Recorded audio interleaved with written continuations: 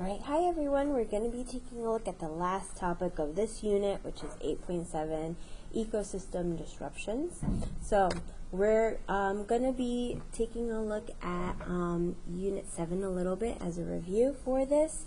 When we take a look at natural selection, we have to take a look at random mutations. And with that, these mutations will help to cause differences between organisms in the environment and their traits, and it'll change the gene pool. Okay, and this process of traits being selected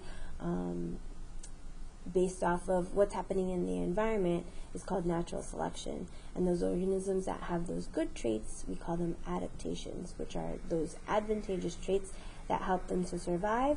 Not only will it help that organism to survive, but they can go ahead and pass on those traits to their offspring, who will then show those traits.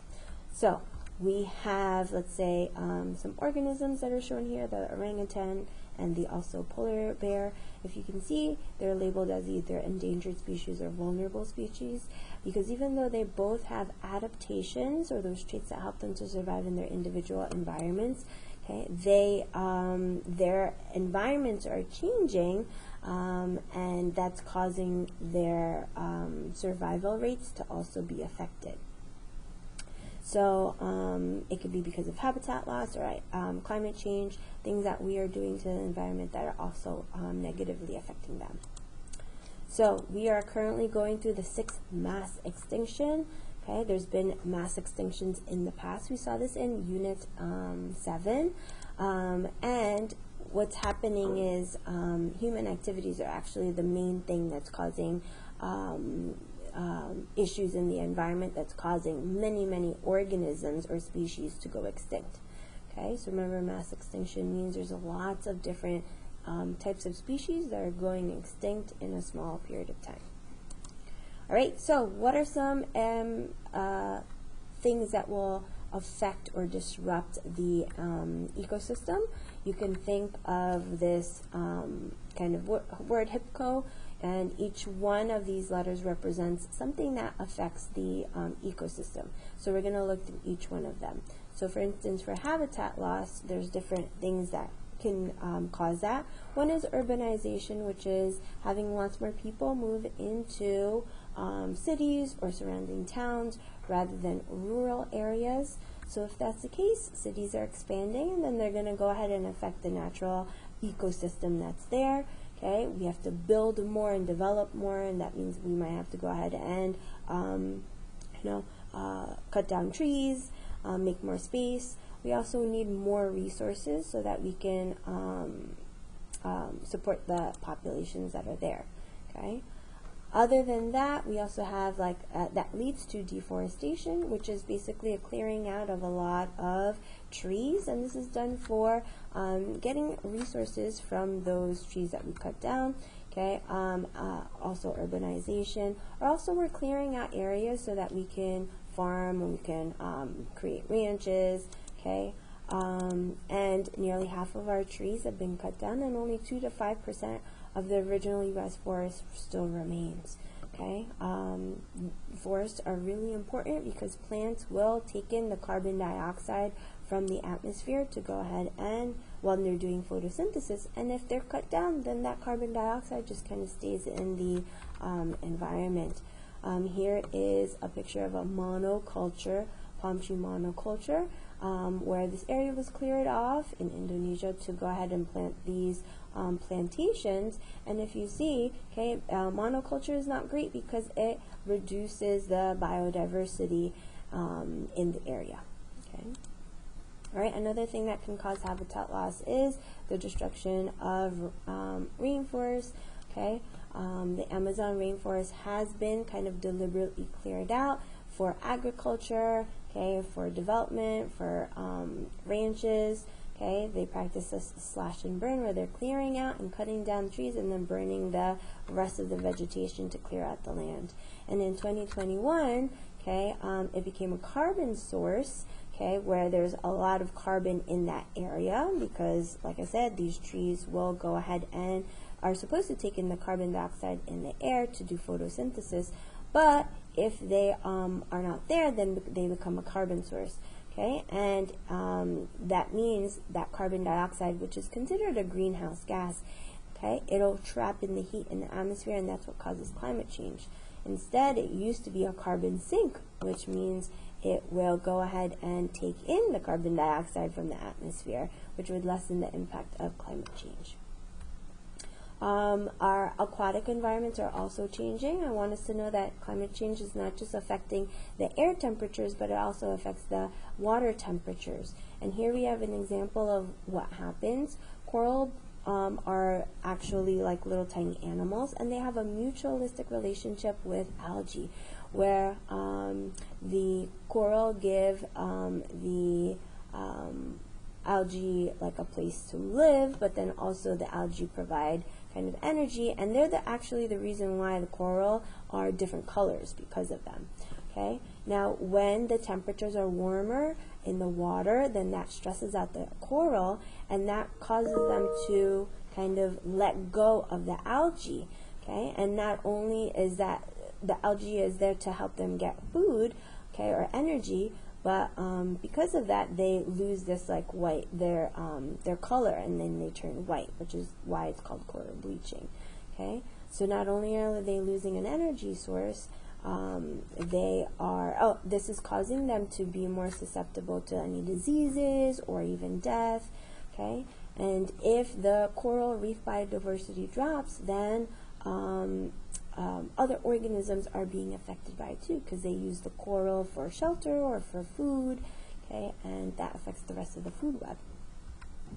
Okay, habitat fragmentation. When you think of fragmentation, you mean like breaking down into smaller parts. Okay, and what we do is, for instance, we have on the left side here, we have this area where all these animals are living, and we have like this dark green area where it's the interior habitat where certain organisms live that are different organisms from the edge habitat.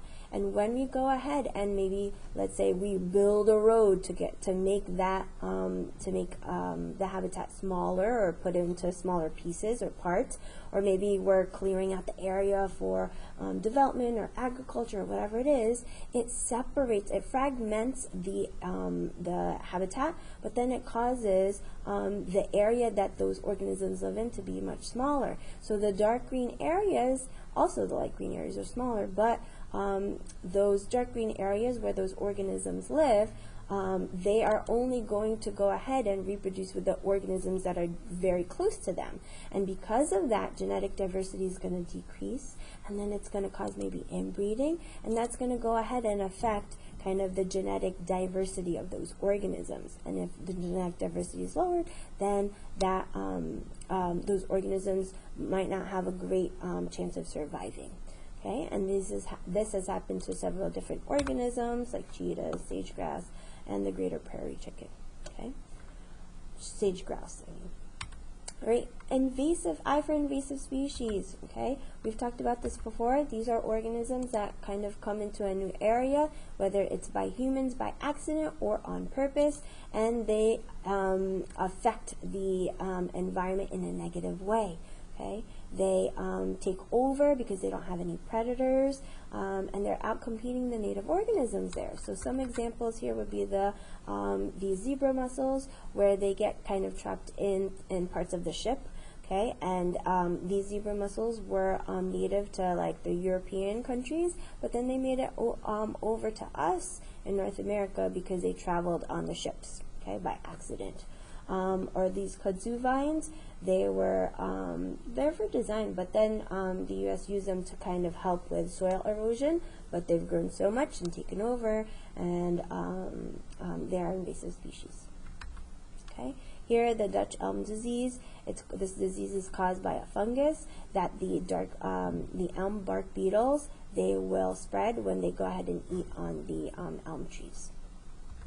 All right, P for pollution. We have Biomagnification, when you think of these words, remember, break them down. Bio means life or living, and magnification means to make bigger. So what happens is there can be some type of, let's say, pollutant or toxin that's in the land that can get into the water through precipitation. An example of that would be DDT, which is a type of pesticide that we use on our crops so that we can kill the pests that would eat the crops. People would also kind of spray them on the cells to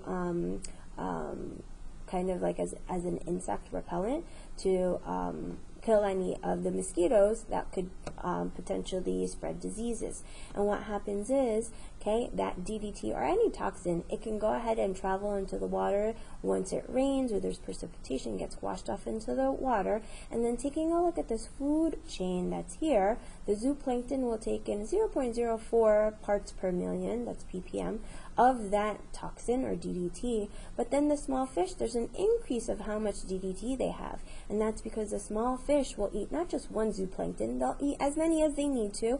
And that DDT or the toxins, they are non-degradable. That means they stay in the tissues of the organisms. So it'll take, that small fish will take in all of the DDT that the zooplankton have, and there'll be more of that DDT in that small fish. Now that large fish now has 2 parts per million of that DDT. Why? Because it won't just eat one small fish, it'll eat as many as it needs to. And every single time that it eats a small fish that has the DDT, it'll also, that large fish will also take it in. And if you see whoever's at the end of the food chain, in this case the birds of prey, they will get affected the most. Okay, and sometimes we are at the end of that food chain. Now, we've seen that organisms that have low DDT concentrations, there's not really any effects to them, but those who have the high DDT concentrations in their body showed health problems. So those birds of prey, their eggs became soft and they would be crushed when mom would go ahead and sit on top of them during the incubation period. And that caused a decrease in their population. So what happened was the United States banned DDT, but the thing is, it is insoluble, so it still remains in the environment, and also other countries are still using them, or are still using DDT. All right. Pollution, in terms of nutrient pollution, we've taken a look at eutrophication. Remember, we use fertilizers that have lots of nutrients like nitrogen and phosphorus, and even though we use it in the land, okay, it can be washed away into the water. And when that happens, the algae will go ahead and use those nutrients and they will grow like crazy. And when they do that, they block the sunlight for other plants that are underneath, that are at the bottom of the water, and they can't do photosynthesis, so they will start to die out. Then we'll have decomposers that will go ahead and break down these dead and decaying things, but in the process use up oxygen. And when that happens, then other organisms in the environment, they won't have enough oxygen. This is called a hypoxic environment. Hypo means low or below, and you can think hypoxic means there's low oxygen levels, and it creates this dead zone. Okay? All right, then we're going to go into C, which is climate change. So if you don't know, the greenhouse is basically, it stores plants. It's where we can go ahead and grow plants no matter what's happening in the environment. It could be the middle of winter inside of a greenhouse. Okay, the temperature and humidity can be kind of controlled. Why? Because if you see, the greenhouse is made out of glass, okay, and that light will go through that glass, and that light and that heat energy from that sun will go ahead and help the plants to grow, and they can do photosynthesis. Okay, now this is happening in our environment. Let me just kind of fast forward here. Here is our natural greenhouse effect. We have the sun will let in the light, heat, and the light and heat energy into our atmosphere, okay, and just kind of like the glass in the greenhouse, okay. And what happens is it'll go through our atmosphere, and we have greenhouse gases that will go ahead and trap the heat energy. Okay. Now, if you see, some of the heat escapes into space, but those greenhouse gases will go ahead and trap in the heat. Without the greenhouse gases, without this natural greenhouse effect, it would be too cold for us to live in. Okay. Now, taking a look here, Okay, greenhouse gases, they trap in the sun's heat and keep the planet warm. Here are some examples of greenhouse gases. Now, normally, water vapor is the most abundant greenhouse gas in the atmosphere, but because of us, okay, our activities, what we do with burning fossil fuels, okay, we have changed up the types of greenhouse gases that are in the atmosphere, and carbon dioxide now is the most abundant. Okay, and we can see this in this chart here, that over time there has been some really warm areas and low, very cold areas based off of how much carbon dioxide is in the atmosphere. Okay, and that carbon dioxide is a greenhouse gas. So the more carbon dioxide, the warmer it is. The less carbon dioxide, or greenhouse gases, the colder it is. And if we can see here towards the like 2017 average, okay, and even from before that, because of industrialization, okay, with us building more factories and burning more fossil fuels and things like that, we have increased the amount of greenhouse gas. So now in this case, okay, the sun's heat and light energy still enters our atmosphere in the same exact way, and in the same amount, but because we have more greenhouse gases to trap in the heat, less of it escapes. So if more greenhouse gases that are here, then that'll change the temperature. So what has caused an increase in greenhouse gases? Well, human activities like burning fossil fuels and deforestation, because remember, the trees will take up the carbon dioxide that's in the air for photosynthesis, but if they're cut down, then the carbon dioxide just stays in the air. So more greenhouse gases are in the atmosphere. That will cause more trapping of the heat, okay, in our atmosphere, and it'll have less heat that escapes to outer space. Okay, and that can cause changes in our environment, like melting of polar ice caps. That will then cause sea levels to rise. Okay, warm air temperatures will also have, remember we said warm water temperatures too, and that will cause more intense hurricanes. Okay, not more hurricanes, but more intense. Okay, because there's changes in not just temperature, there's changes in precipitation.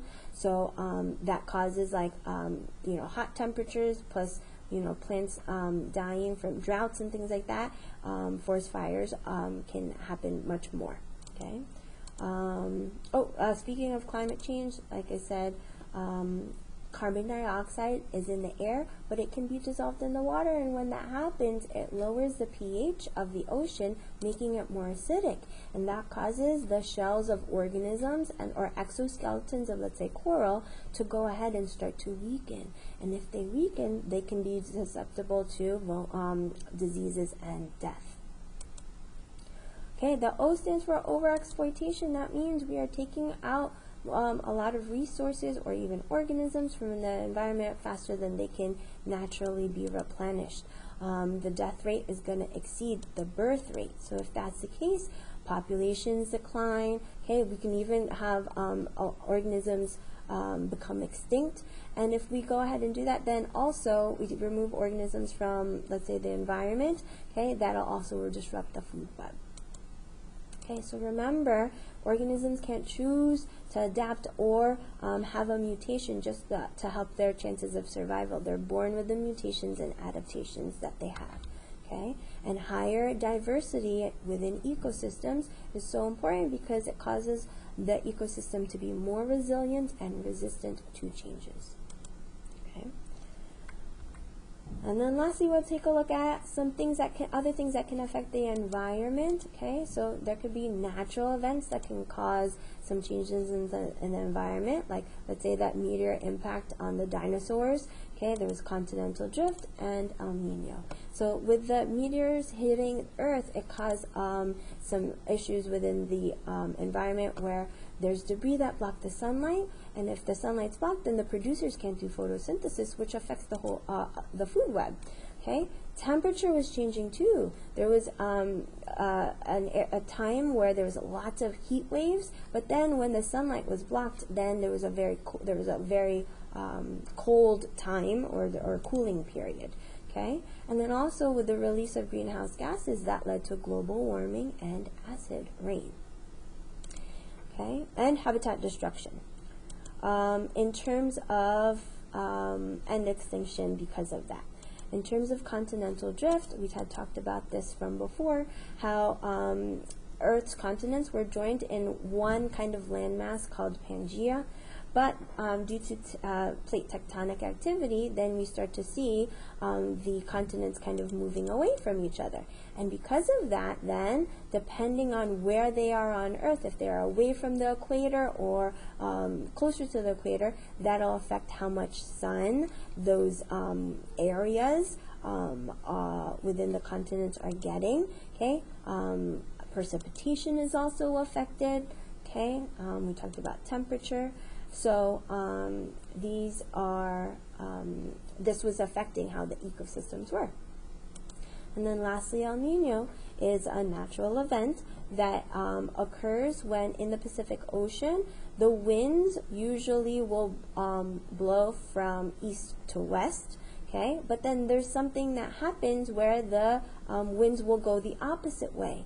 And if you see on this map, in the normal year, in the red is where like the warmer temperature or warmer waters will go, and then it'll affect kind of the precipitation and the temperature of the areas that it's going towards. But since, because of El Nino, it'll kind of reverse, or have the winds will change patterns, so that the warm air and the warm waters will go ahead and kind of go to other areas. And that'll affect ecosystems, that'll affect marine ecosystems, that'll affect, you know, that warm water we said will cause more tropical storms or hurricanes. Okay, that change in the winds and the warm water and warm air temperature can also affect precipitation. So those are things that can affect the environment and the ecosystems, okay, whether it's natural things or it's done by us humans.